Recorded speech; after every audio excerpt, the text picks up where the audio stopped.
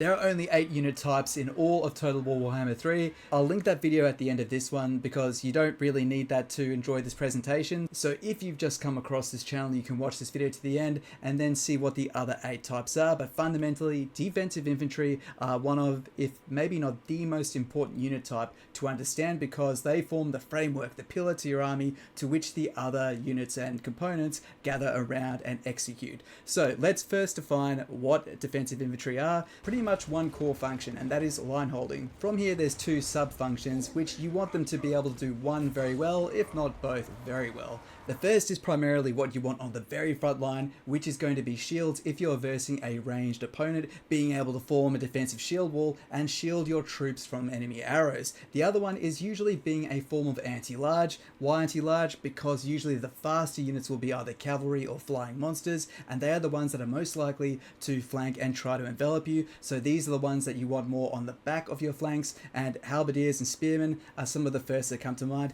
typically enjoying an anti-large bonus for their melee attack, their chance to hit, and extra damage every time they strike. So essentially frontline screening or backline anti-monster deterrence, or a little bit of both, will make you score quite well here. Just by the virtue of this kind of contest, this is going to favour units that perform well standalone, so we're not going to see the Empire in here. Like even their best defensive infantry, the Eldrad Guard, that's still a damn good unit, don't get me wrong, but the Empire require their heroes and other units around them to provide bonuses, buffs, temporary debuffs to the enemy. They are a group combined arms army, and their defensive infantry are no exception to that. The Empire infantry are more skilled reserves, whereas the cavalry will form their standing fighting force. Bretonnia, we're not likely to see any defensive or offensive infantry in here because, well, basically their horses eat their infantry. We are more likely to see this in the more defensive armies, and when looking for defensive infantry units, what we typically want is a healthy amount of hit points, typically 80 or more troops in the army, so you can have a nice wide footprint if you need to screen the enemy troops. A shield is very nice if you're on the front line. A silver shield will block 55%,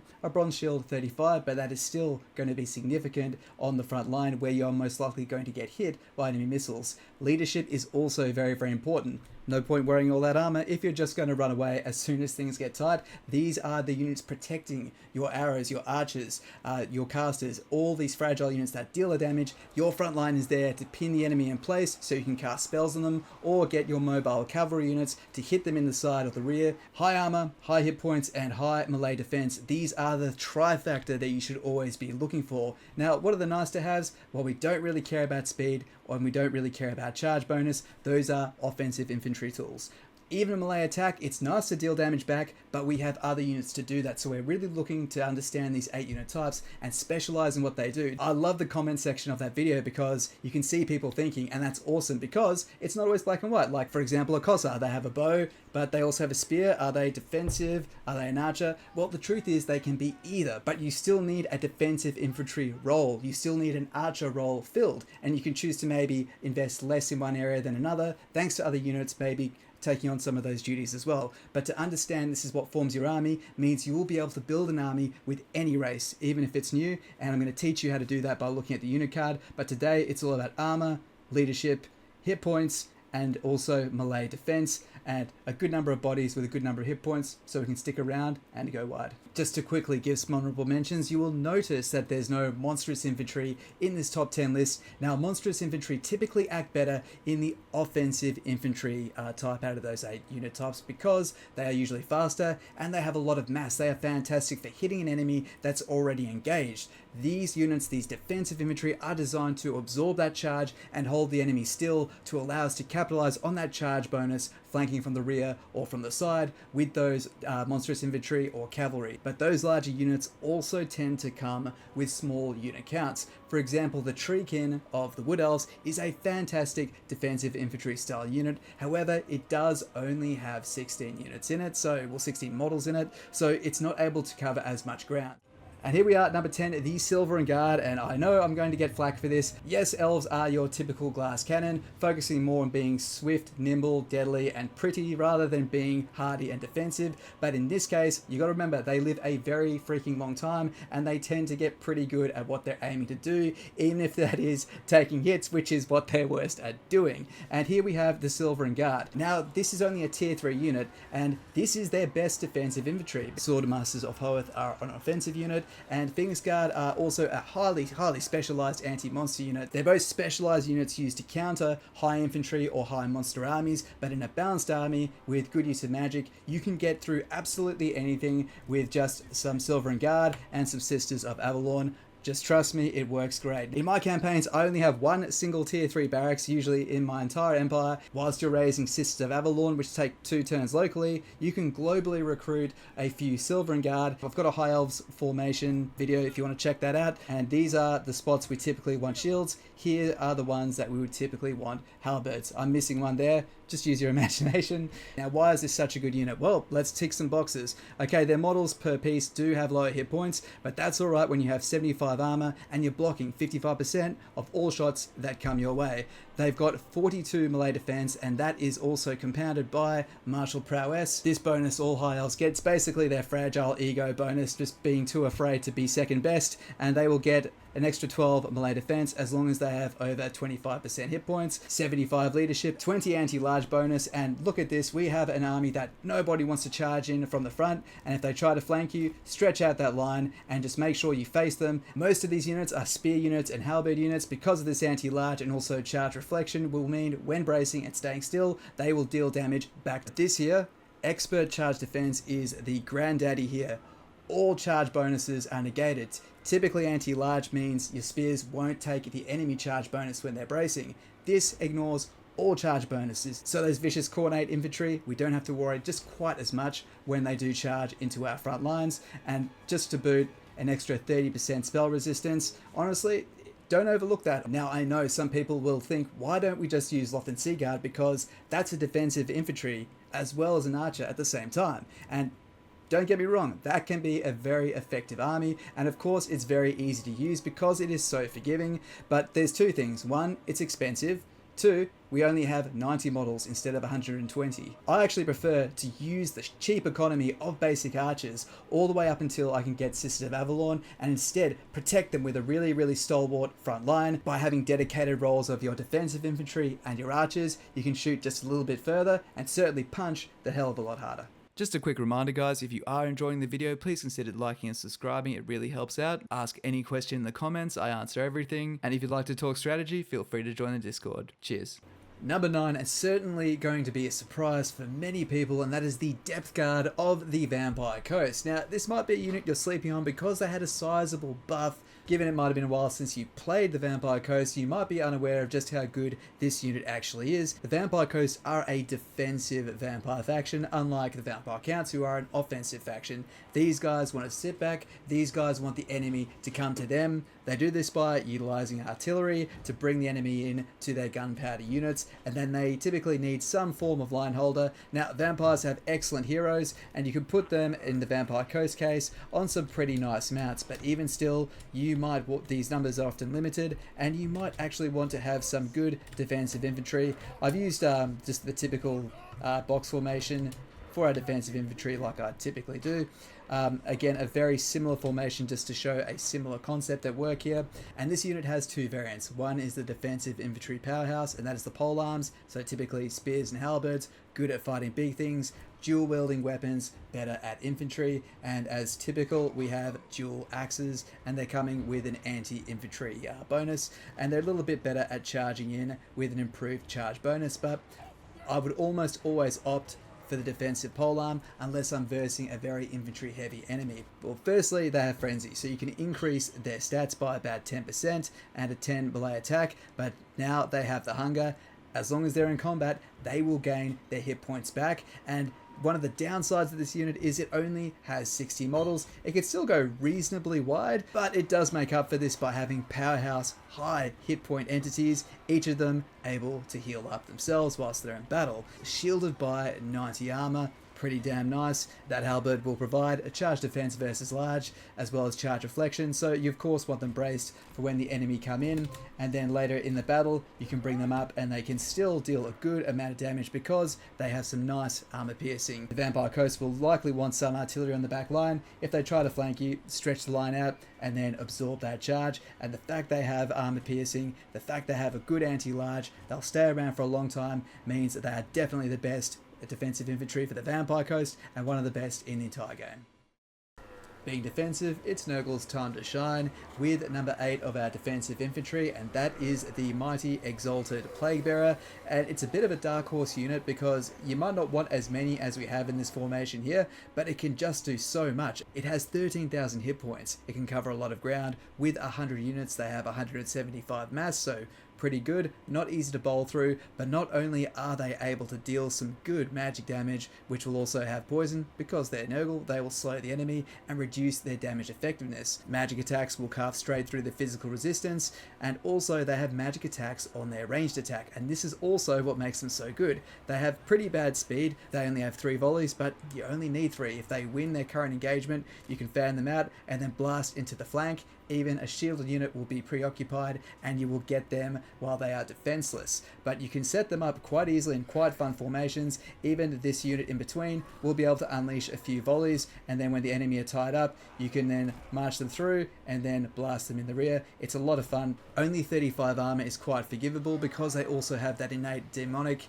20% physical resistance, so unless you come across other magical attacks, they're pretty damn hard to remove. They also have Cloud of Flies, which will boost their melee defense when they're engaged in combat, so that 9 will stack on top of their 40, so nearly 50 melee defense for a tier 3 unit. That's really, really good, and 38 melee attack, they're actually hitting pretty damn reliably. Whilst they don't have a shield, they have so many squishy bodies and can deal damage back so respectively in return. This makes them an excellent and very, very flexible defensive infantry unit. For number 7, we're taking a trip to sunny Kislev, and here we have the Zargard, a fantastic defensive infantryman, certainly a high tier infantry unit, but one that's absolutely worth it. Is it one that we use? Well, we absolutely do, because Warbear Riders are one of their most effective units, and having a proper anvil to set up and then smash and barrel the enemy across is going to be very, very vital.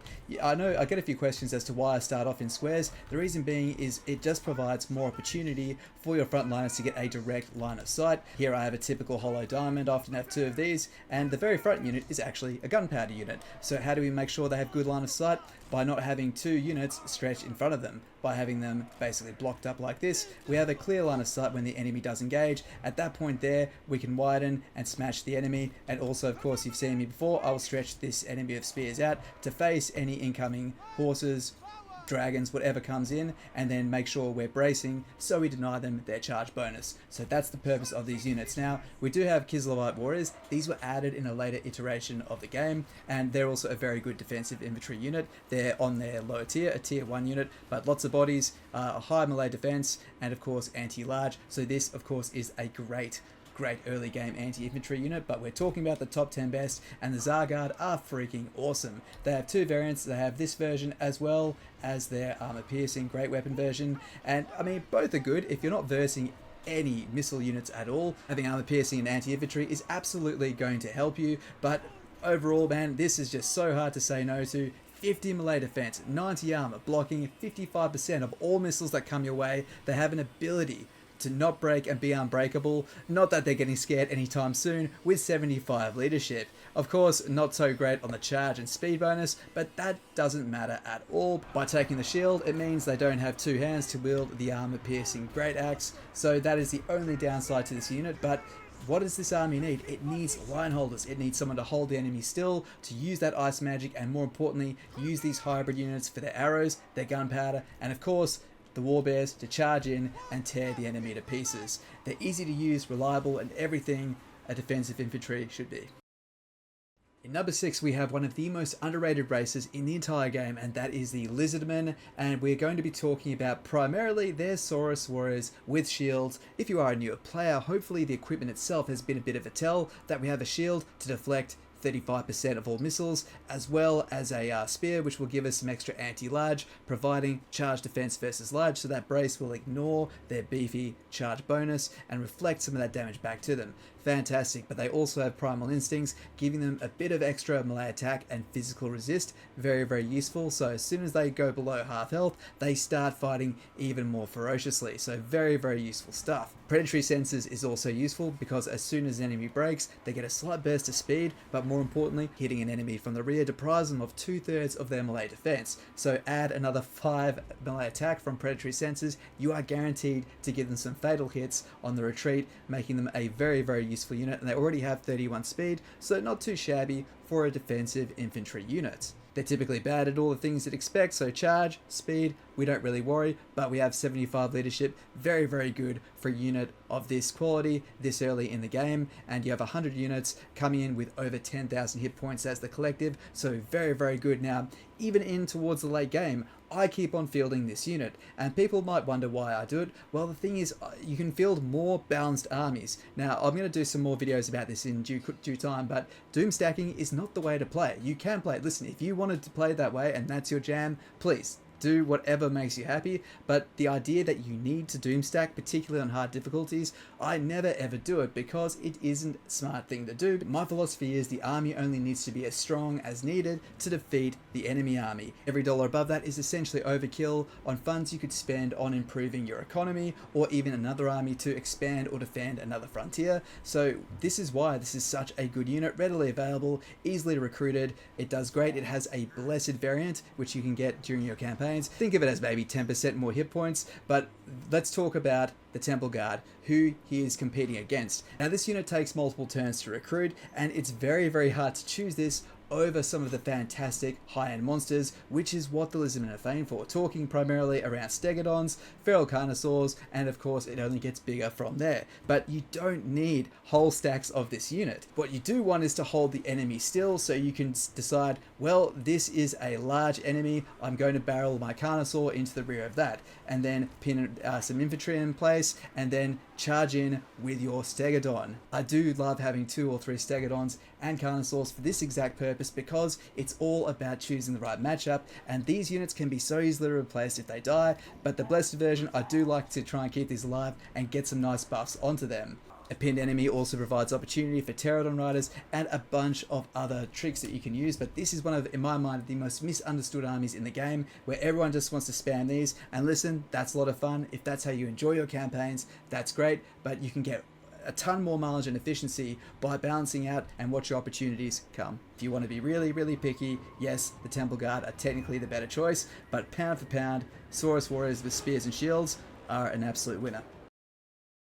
Number 5, we look no further than, of course, the humble greenskin champions, the Black Orcs. Well, what do we need? We need someone who's going to stay there, stubborn, big, burly, with a lot of hit points, and really, really slow to get the message to run. Welcome to the list, Black Orcs, and we have their very new shielded variant. We do have a great weapon variant, which we've had since the first game, but for now we're looking at the axe and shield variant, which rolls in at number 5 on our countdown, and it's got a silver shield, so 55% of all arrows not touching them, 110 armor in case anything does get through, and already a very impressive 42 melee defense and 34 melee attack, so they're hitting pretty damn strong. Once what they're engaged with runs away, they have 30 charge bonus, so they're hitting pretty damn hard on the charge. Now, they don't have armor piercing thanks to holding a shield. It's actually not so detrimental for them because they deal so much damage anyway, but more importantly, immovable bulwark will give you another 24 melee defense and helping you double down so they will never ever move. Get that Arachnid Rock Spider, plant to the side of them. These guys are not going anywhere, but of course this means they're not going to hit anything for as long as that is active. Number 4, a race with a lot of fanfare, and that is Grand Cathay with their mighty Celestial Dragon Guard. A very, very elite infantry, and all they're lacking is maybe the broadiness of the Northern men because their mass is a little bit on the lighter side at 120, but all that doesn't really matter when you have 100 men, nearly 8,500 hit points across all of them, and 95 armor. Their shield only has 35% chance to block, but that can be easily forgiven when they have a 95 armor, and their defensive stats are so damn good, 20 anti-large bonus, proper armor piercing as well. Just remember, armor piercing is a nice to have. These units are designed to hold the line, but this unit is so elite it can do both and be quite aggressive. It does have a weak charge bonus as you would typically expect, but still dealing this much anti-large, this much armor piercing means any large enemy will be very, very hesitant to get anywhere close, but it gets even better than that still. But one of the most overlooked is expert charge defense, which blocks the charge bonus versus anything when bracing. So if you set your formation up to have these on all your corners, they can screen arrows and even deny infantry their charge bonus defense on the front, they can deny cavalry and monsters on the rear. Very, very flexible unit. Last but certainly not least, it's very easy to forget the Yin Yang bonus. You are going to use these units in conjunction with Celestial, Dragon Guard and Crossbows, bolstering both of their capabilities. The combination of both of these units shows an exemplary combination of using amazing defensive infantry, protecting incredibly high power, solid range crossbow units. Coming in at a massive, massive number 3, we have the roided up by the Dark Powers, the Chosen of Chaos. Now, Chaos Warriors can be used in all the same applications that you see here. Basically, anytime there is a version or a variant of Chosen, there will be a tier like 3 equivalent of Chaos Warriors. Chosen are essentially just beefier, with more armor and even better at being defensive, hence why they're here, but do not discount just how good Chaos Warriors are for your line holding in the early to mid game. So we're going to go through all the different variants here. Now, if we decided to let each subtype of Chosen be entered in this list would just basically be half Chosen, which I don't think is interesting. But let's start with the most basic variant. The standard variant was so good for so long, but it's just outclassed by the other gods. So basically get yourself a Mark of Chaos and it will give you some innate benefits. So we of course have a standard version of Chosen, and this is going to be very, very useful against anyone who's bringing any missiles with that nice 55% block reduction. But when you hit this level of hit points with only 80 units, they're so tanky. 60 melee defense, they're not really going anywhere, and they can even charge quite decently to boot. A very vanilla unit, but still very, very strong. If you're not versing a lot of armor piercing weapons, you're almost best off taking the great weapon variant if you're versing orcs, someone who does not have gunpowder units, because 120 armor, you can weather most of what's coming your way. Do not underestimate how tanky this unit is. The two-handed great weapon is still giving you a very good defensive line holder, but man, can they bite back. But let's have a look at one more, a special marked of Khorne. You of course can bring a shield, but even still, I like using the dual axe variant as my defensive infantryman with Khorne, because the whole army is moving up in unison. Fast mobile units will be going around the back line, disrupting their ranged capabilities. You'll only be taking missile fire for so long if you manage your army well and if you prioritize their ranged capabilities. If you are an aggressive melee army, this is where you can drop your shield so long as you bring the tools to disable the units that will hit you with missiles. So yes, if you're versing Sisters of Avalon or a ton of gunpowder, you can bring that shield, but otherwise, feel free to take that dual axe variant of the Khorne Chosen, because it is very, very worthy of a third place. So the Khorne Chosen with dual axes kind of bucks the trend a bit, but going back to what a classical defensive infantryman is, look no further than the Chosen of Tzeentch with halberds. This is such a freaking amazing unit. They have a shield to make themselves more survivable. If they needed to be any more survivable, they have magic attacks, carving through any physical resistance, and thanks to the halberd, they have a huge 26 anti-large as well as armor piercing damage, so they fear nothing and many things fear them. Rivaling Tzeentch for the best defensive variant in the game is of course going to be Papa Nurgle with their variant of the Chosen, with the Mark of Nurgle giving some fantastic benefits in the form of increased hit points, melee defense, and it only costs you some melee attack. This sounds like the way you would build a defensive infantry unit, whereas an offensive infantryman would basically be the polar opposite. You also gain some poison attacks thanks to the Mark, which means the enemy will reduce their damage to you, improving your line holding capability even further. Now they also have the Great Axe variant, and as previously mentioned, going with the two-handed variant and dropping the shield, this is one unit that is so tanky you can afford to do it with. But it's not about the unit just being tanky. Remember, it's in the context of the army and having the tools to disable the missiles that are coming your way. If it just becomes a melee infantry grind, the special weapon variant of the Chosen kind of buck the trend even when they don't have anti-large, like the Great Axe version of Nurgle Chosen here, because not many things can actually hang and just stand there and take 50 damage with 38 of it being armor piercing. You need a hell of a tank to be able to survive even holding the line against this unit, so that's why it's so good it breaks the rules. Lastly, Slaanesh, the shielded variant, fantastic, also bolstered by an additional physical resistance thanks to the Mark of Slaanesh. But once again, when we look at Slaanesh, they're an aggressive army that want to be moving forward. This is where the Chosen with the Hell Scourges, i.e. the whip, is going to give you even more value in my mind. You get 70 melee defense. This is one of the highest melee defense scores in the entire game, so nothing is really going to hit them, and they basically going to act as an anchor to the battlefield. You only need a few of them in your army and let the rest of your army freely move around and keep mobile, but just having a few more stable units that are not moving around the place will give you a few less things to worry about. But not only this, the whip provides expert charge defense, so charge resistance against absolutely anything. Something that is surely going to get me in the book and get all the dwarf fans angry at me, but it is what it is. They are number 2. Basically numbers 1, 2 and 3 in this list are head and shoulders above everything else, and the Ironbreakers certainly deserve this place because of so many things that make them so good and flexible. Let's not even just talk about 55% of blocking any missiles that come their way, and 125 armor and 9,600 hit points with 100 men, 250 mass. Try charging through them, and if you do charge at them, you're not doing any damage as long as they're bracing expert charge defense. The strong mass, these guys are so hard to remove, and the innate thick dwarven skin, which gives them their survivability, and also 35% spell resistance.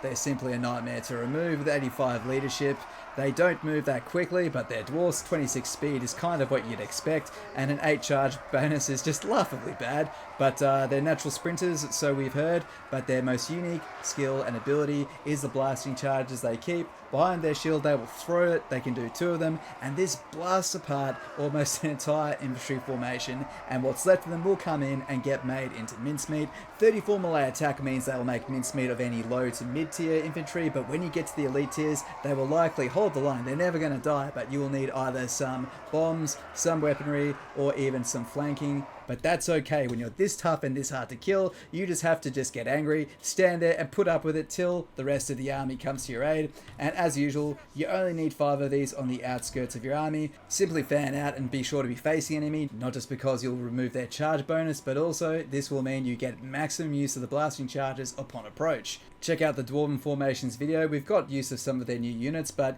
the skill behind using dwarfs really well is being able to maximize their defensive infantry and then using their blasting charges to basically remove all infantry and anything that's high level.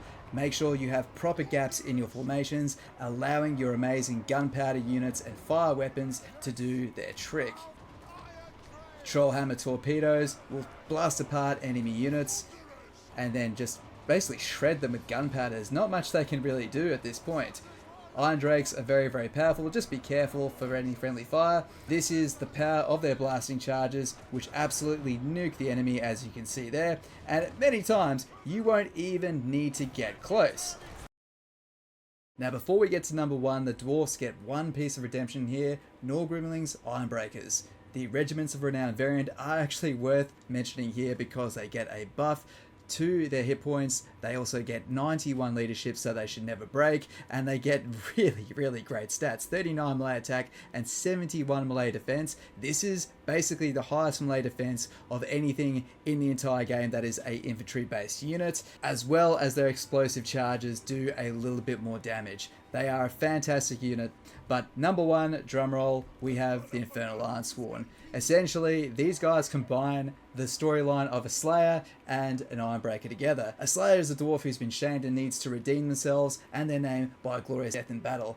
The Infernal Iron-Sworn, they don't go quite as hard. They adorn a burning, searing mask of pain. Once they've lost their shame and reaffirmed their glory, only then can they be redeemed and remove the mask. So here we have people with everything to gain, nothing to lose, but also armor to the kilt because they're trying to live and not die. So that's quite a good distinction between the two. So maybe not quite as glorious, but it does give them a slight edge over the Ironbreakers. And as we can see here, the Infernal Iron-Sworn have an extra 1,000 hit points, a slight increase in leadership, and basically just a little bit more in every other department. But they also deal 42 melee attack with magical damage, so they're seriously going to carve through anything that's a demon and most likely hit as well. They have expert charge defense and some fire resistance to boot. So overall a very powerful unit, and they can throw their blasting charges just a little bit further. So overall a slightly better unit, but they're used in all the same applications